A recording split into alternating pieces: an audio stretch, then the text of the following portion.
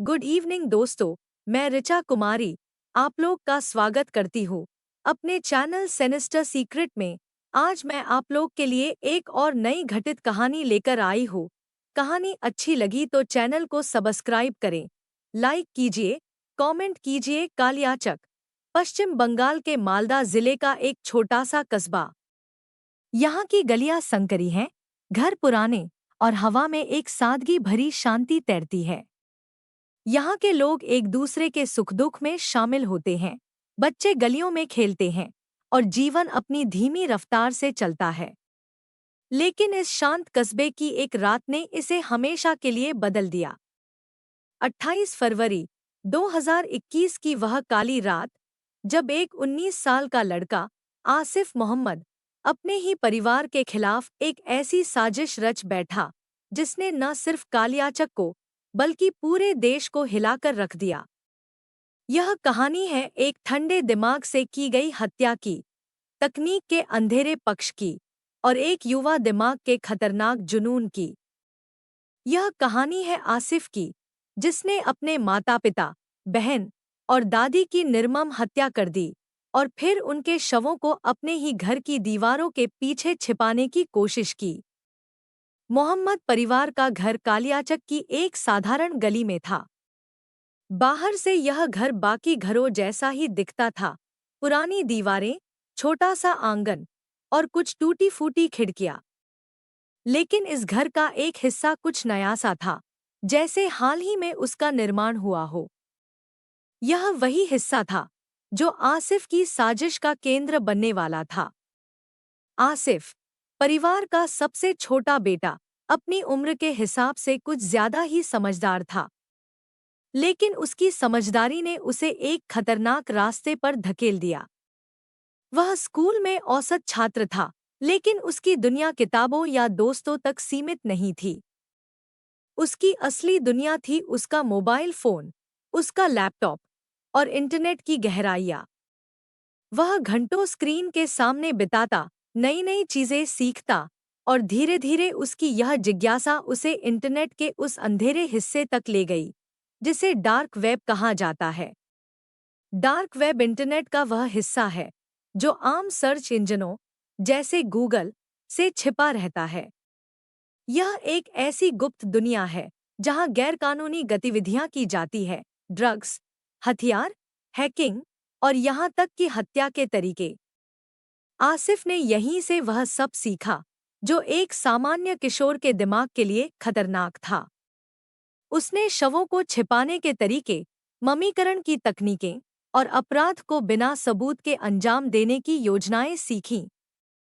उसने रासायनिक प्रक्रियाओं का अध्ययन किया, जैसे कि शवों को संरक्षित करने के लिए कौन से पदार्थ इस्तेमाल किए जा सकते हैं।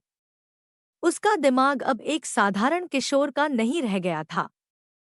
वह एक ऐसी साजिश रचने की सोच रहा था जिसका अंदाजा उसके परिवार को भी नहीं था। आसिफ का परिवार सामान्य था। उसके पिता अब्दुल मोहम्मद एक छोटे मोटे कपड़ा व्यापारी थे जो स्थानीय बाजार में अपनी दुकान चलाते थे। उसकी माँ फातिमा घर संभालती थी और पड़ोसियों के बीच अपनी सादगी के लिए जानी जाती थी। उसकी दादी हाजरा बेगम उम्र के कारण कमजोर हो चली थी, लेकिन परिवार की धुरी थी। उसकी छोटी बहन आयशा 16 साल की थी और स्कूल में पढ़ती थी। उसका बड़ा भाई आरिफ 21 साल का था और परिवार का सबसे जिम्मेदार सदस्य माना जाता था। वह अपने पिता के साथ व्यापार में हाथ बंटाता था। परिवार में छोटी मोटी नोकझोंक तो होती थी, लेकिन कोई नहीं जानता था कि आसिफ के मन में क्या चल रहा था। शायद उसे अपने परिवार से कोई गहरी नाराजगी थी। शायद वह अपनी वर्चुअल दुनिया में इतना खो गया था कि उसे असल जिंदगी की कीमत ही नहीं रही।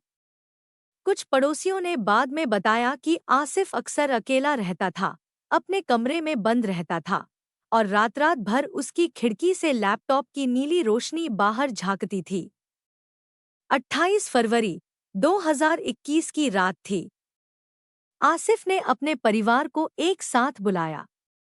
उसने कहा कि वह कुछ खास करने वाला है, शायद कोई सरप्राइज। उसने सॉफ्ट ड्रिंक्स की बोतलें निकाली और सबको पिलाईं। परिवार के लोग हंस रहे थे, बातें कर रहे थे और माहौल हल्का फुल्का था। उन्हें नहीं पता था कि यह उनकी आखिरी रात थी। उन बोतलों में आसिफ ने पहले से ही एक शक्तिशाली नशीला पदार्थ मिला रखा था, जिसे उसने डार्क वेब के जरिए खरीदा था। यह पदार्थ इतना तेज था कि कुछ ही मिनटों में उसका असर शुरू हो गया। एक एक करके उसके माता पिता, बहन और दादी बेहोश हो गए। लेकिन इस साजिश का एक गवाह बच गया, उसका बड़ा भाई आरिफ। जब आरिफ को होश आया तो वह एक दहशतनाक मंजर का हिस्सा था। वह एक ताबूत जैसे लकड़ी के बक्से में था, जिसके अंदर ठंडा पानी भरा जा रहा था। उसका शरीर टेप से कसकर बंधा हुआ था और वह मुश्किल से हिल पा रहा था। उसने देखा कि उसके माता पिता, बहन और दादी भी ऐसे ही ताबूतों में थे। पाइपों से पानी आ रहा था और धीरे धीरे ताबूत भर रहे थे। कमरे में अंधेरा था, केवल एक टिमटिमाती बल्ब की रोशनी में यह भयानक दृश्य कब्रिस्तान बना दिया था। आसिफ ने डार्क वेब से सीखा था कि पानी में शवों को रखने से वे जल्दी सड़ते नहीं और ममीकरण की प्रक्रिया आसान हो जाती है। उसने अपने परिवार को इन ताबूतों में डुबोकर मारने की योजना बनाई थी। आरिफ ने हिम्मत दिखाई। उसने आसिफ से संघर्ष किया। उसने उसके बाल पकड़े और किसी तरह उस ताबूत से निकलकर भागने में कामयाब रहा। लेकिन आसिफ ने उसे धमकी दी। उसने कहा, घर में सीसीटीवी कैमरे लगे हैं। अगर तूने किसी को कुछ बताया तो एक बम है जो सब कुछ उड़ा देगा। मैं तुझे और तेरे जैसे किसी को भी नहीं छोड़ूंगा। आरिफ डर गया। उस रात का मंजर उसके दिमाग में बस गया था। पानी की आवाज, ताबूतों में बंद उसके परिवार के लोग और आसिफ का ठंडा, भावहीन चेहरा। वह अपने ही घर, अपने कस्बे से भाग गया। 4 महीने तक वह गायब रहा। वह कोलकाता की सड़कों पर भटकता रहा, छोटी मोटी मजदूरी करता रहा, लेकिन उस रात की यादें उसे हर पल सताती थी। वह हर रात उन ताबूतों को देखता, उस पानी की आवाज को सुनता और अपने परिवार की चीखें महसूस करता। लेकिन वह खामोश रहा, क्योंकि उसे डर था कि आसिफ की धमकी सच हो सकती है। पुलिस की जांच और आसिफ की गिरफ्तारी 4 महीने बाद 9 जून 2021 को आरिफ ने आखिरकार हिम्मत जुटाई। वह कालियाचक पुलिस स्टेशन पहुंचा।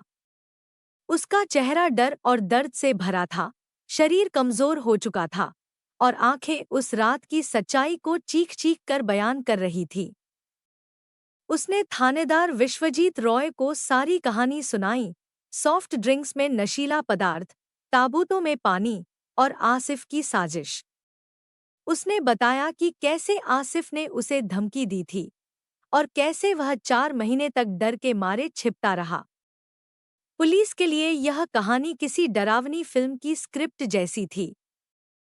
विश्वजीत रॉय, जो मालदा में कई जटिल मामलों को सुलझा चुके थे, ने इसे गंभीरता से लिया। उन्होंने तुरंत एक विशेष जांच दल (SIT) गठित किया, जिसमें साइबर क्राइम विशेषज्ञ, फॉरेंसिक टीम और स्थानीय पुलिस के अनुभवी अधिकारी शामिल थे। पुलिस की पहली चुनौती थी आसिफ को बिना अलर्ट किए पकड़ना। आरिफ ने बताया कि आसिफ अभी भी उसी घर में रह रहा था, जैसे कुछ हुआ ही न हो। वह दिन में बाहर निकलता, पड़ोसियों से हंसबोल लेता और रात को अपने कमरे में लैपटॉप के साथ समय बिताता। पुलिस को शक था कि आसिफ ने अपनी साजिश को छिपाने के लिए और भी योजनाएं बनाई हो सकती थी। इसलिए उन्होंने पहले आसिफ की गतिविधियों पर नजर रखने का फैसला किया। 2 दिनों तक सादे कपड़ों में पुलिसकर्मी उसकी गली में घूमते रहे। उन्होंने देखा कि आसिफ रोज रात को एक पुरानी साइकिल पर कहीं जाता था और देर रात लौटता था। यह जानकारी पुलिस के लिए महत्वपूर्ण थी। 11 जून 2021 को पुलिस ने आसिफ के घर की घेराबंदी की। लेकिन वे कोई जोखिम नहीं लेना चाहते थे, क्योंकि आरिफ की बम वाली बात उनके दिमाग में थी। सबसे पहले उन्होंने एक साइबर विशेषज्ञ की मदद से आसिफ के लैपटॉप और मोबाइल की गतिविधियों को ट्रैक करना शुरू किया। साइबर टीम ने पाया कि आसिफ नियमित रूप से डार्क वेब पर सक्रिय था। उसने हाल ही में कुछ संदिग्ध मंचों पर शवों को नष्ट करने और सबूत मिटाने की तकनीकों के बारे में जानकारी मांगी थी।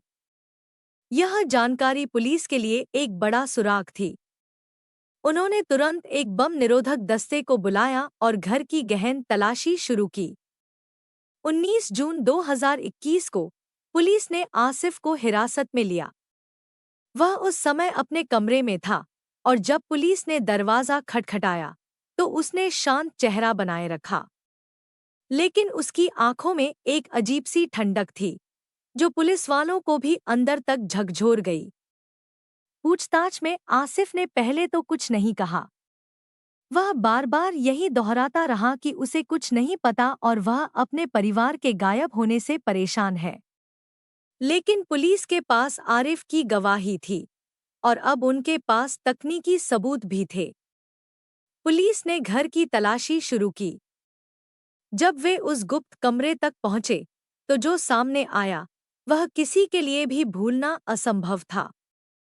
तहखाने में एक नई बनी दीवार थी जो बाकी दीवारों से हल्की अलग दिख रही थी। फॉरेंसिक टीम ने दीवार को तोड़ा और उसके पीछे से 4 ममीकृत शव निकले। शवों को रासायनिक पदार्थों से संरक्षित करने की कोशिश की गई थी, जो आसिफ ने डार्क वेब से सीखा था। पोस्टमार्टम में पता चला कि सभी की मौत डूबने और चोटों से हुई थी। शवों पर टेप के निशान और रस्सियों के घर्षण के चिन्ह थे, जो साफ बता रहे थे कि यह एक सोची समझी हत्या थी। पुलिस को घर से परिष्कृत कंप्यूटर उपकरण, एक लैपटॉप और लगभग 5 लाख रुपए की नकदी भी मिली। यह नकदी कहां से आई, इसका जवाब आसिफ कभी नहीं। डार्क वेब पर कई फोरम्स में सक्रिय रूप से हिस्सा लिया था। उसने नशीले पदार्थों की खरीदारी की थी और ममीकरण की तकनीकों पर विशेषज्ञों से बात की थी। एक चैट में उसने लिखा था, अगर सबूत नष्ट करना हो तो सबसे आसान तरीका क्या है? इस सवाल का जवाब उसे एक अनाम यूजर से मिला था, जिसने पानी और रासायनिक पदार्थों का उपयोग सुझाया था। पुलिस ने यह भी पता लगाया कि आसिफ ने अपने घर में सीसीटीवी कैमरे और बम की बात सिर्फ आरिफ को डराने के लिए कही थी। लेकिन उसकी साजिश इतनी गहरी थी कि वह लगभग कामयाब हो गया था। पुलिस ने 19 गवाहों के बयान दर्ज किए। इनमें पड़ोसी, रिश्तेदार और सबसे अहम आरिफ शामिल थे। पड़ोसियों ने बताया कि हत्याओं के बाद आसिफ ने घर की मरम्मत के लिए कुछ मजदूरों को बुलाया था और उसने खुद ही तहखाने की दीवार बनाई थी। एक मजदूर ने पुलिस को बताया कि आसिफ ने उसे और उसके साथियों को जल्दी काम खत्म करने के लिए अतिरिक्त पैसे दिए थे। आरिफ ने कोर्ट में भी वही बताया जो उसने पुलिस को बताया था। उसने उस रात की हर छोटी बड़ी बात बयान की, सॉफ्ट ड्रिंक्स की बोतलें, नशीला पदार्थ, ताबूत, पानी की आवाज़ और आसिफ की धमकी। उसकी गवाही ने आसिफ की साजिश को पूरी तरह बेनकाब कर दिया। 4 साल तक सुनवाई चली। मालदा की ट्रायल कोर्ट में हर तारीख पर नए खुलासे हुए। फॉरेंसिक रिपोर्ट्स ने साबित किया कि शवों पर मिले रासायनिक पदार्थ वही थे जिनके बारे में आसिफ ने डार्क वेब पर जानकारी ली थी। साइबर जांच में यह भी पता चला कि आसिफ ने हत्याओं के बाद अपने लैपटॉप से कई फाइलें डिलीट करने की कोशिश की थी, लेकिन फॉरेंसिक विशेषज्ञों ने उन्हें रिकवर कर लिया। आसिफ ने अपने बचाव में ज्यादा कुछ नहीं कहा। शायद उसे पता था कि उसके खिलाफ सबूत इतने पक्के थे कि बचना मुश्किल था। 19 मई 2025 को कोर्ट ने अपना फैसला सुनाया। आसिफ को भारतीय दंड संहिता की धारा 302 यानी हत्या के लिए फांसी की सजा सुनाई गई। इसके अलावा धारा 307 यानी हत्या के प्रयास, के लिए 10 साल और धारा 201 यानी सबूत नष्ट करने के लिए 7 साल की सजा दी गई। कोर्ट ने इस मामले को रेयर ऑफ द रेयर करार दिया। सार्वजनिक अभियोजक बिवास चटर्जी ने कहा, यह एक ठंडे दिमाग से की गई हत्या थी। आसिफ ने न सिर्फ अपने परिवार को खत्म किया, बल्कि तकनीक का गलत इस्तेमाल कर एक खतरनाक मिसाल कायम की। आसिफ की कहानी सिर्फ एक अपराध की कहानी नहीं है, यह एक चेतावनी है। यह हमें बताती है कि तकनीक, जो हमारी जिंदगी को आसान बनाती है, गलत हाथों में पड़ जाए तो कितनी खतरनाक हो सकती है। आसिफ एक साधारण किशोर था, लेकिन डार्क वेब ने उसे एक हत्यारे में बदल दिया। उसकी कहानी हमें यह सोचने पर मजबूर करती है कि हम अपने बच्चों को कितना समझते हैं।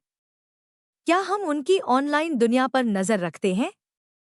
क्या हम जानते हैं कि वे इंटरनेट पर क्या देख रहे हैं, क्या सीख रहे हैं? कालियाचक का यह घर अब खामोश है। इसकी दीवारें उस भयानक रात की गवाही दे रही हैं। लेकिन यह सवाल अब भी हवा में तैर रहा है, क्या हम अपने बच्चों को सही दिशा दे पा रहे हैं? आज आसिफ जेल में है और उसका भविष्य कोर्ट के अगले फैसले पर टिका है। लेकिन उसका अपराध कालियाचक के लोगों के दिमाग में हमेशा जिंदा रहेगा। यह कहानी हमें याद दिलाती है कि हर घर की दीवारों के पीछे एक सच